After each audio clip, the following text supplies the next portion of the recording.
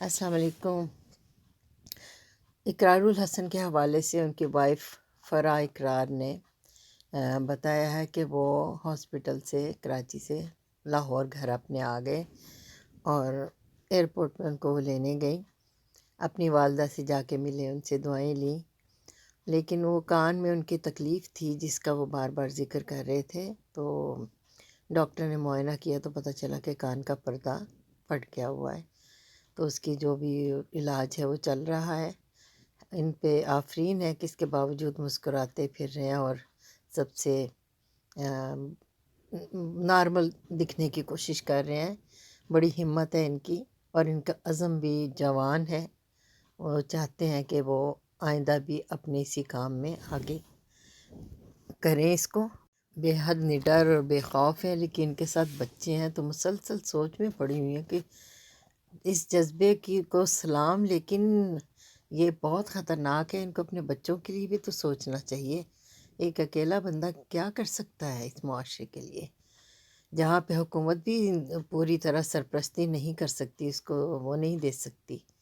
ان کو کوئی بین رستہ نکالنا چاہیے جس میں یہ ہے کہ بے شک یہ پروگرام کریں، ان کے خلاف ثبوت بھی جس طرح یہ ٹیکنیک سے اکٹھے کرتے ہیں کر لیں، لیکن بجائے اس کے کہ جا کے ان کو ہی بتانا کہ ہم نے آپ کو پکڑ لیا، یہ سارے ثبوت وہاں پہ جا کے پولیس اسٹیشن میں دے کے یہ دیکھیں جی اب آپ جائیں اور ان کو پکڑیں۔ پولیس جائے گی، وہ پکڑے گی تو ان کو وہ خطرہ نہیں ہوگا کہ یہ تو اپنا کام چپکے سے کر چکے ہوتے ہیں۔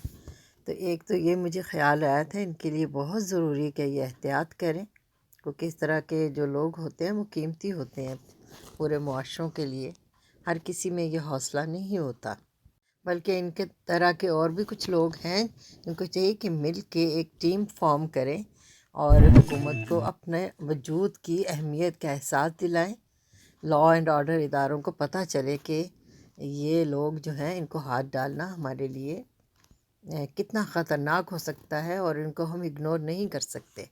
یہ بھی ایک باقاعدہ شعبہ اکنالج ہو جانا چاہیے کہ یہ ضروری ہے، جہاں پہ اتنے فلاز ہیں وہاں پہ اس طرح کا ایک مانیٹر ضرور ہونا چاہیے، عوام کا مانیٹر جو عوام کے لیے بولے اور لوگوں کی اس طرح کی بدعنوانیاں سامنے لائے۔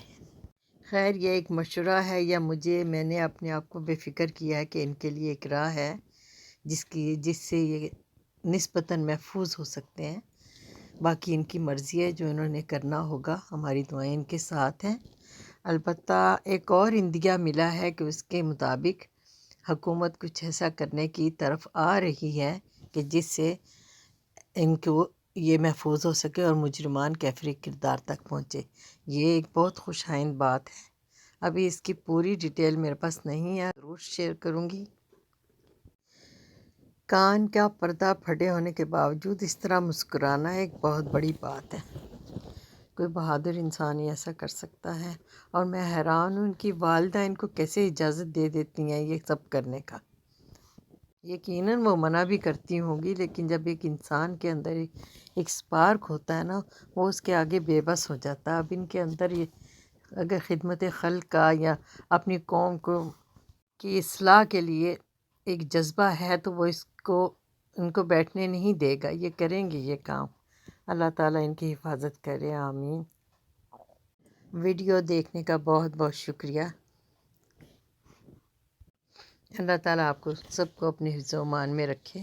اس وقت پینڈیمک جاتے جاتے پھر اپنا تھوڑا بہت روح بدل کے آئی ہوئی ہے، اللہ تعالیٰ اس کی مضر اثرات سے ہماری پوری دنیا کو بچائے، آمین۔ فی امان اللہ۔